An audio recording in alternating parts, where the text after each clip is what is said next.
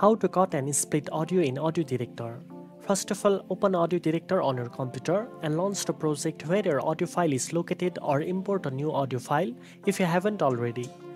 Next, drag your audio clip onto the timeline if it's not already placed there.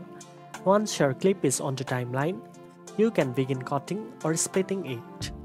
To cut an unwanted section of audio, select the clip, move the playhead to the start of the part you want to remove, then click and drag to select the section.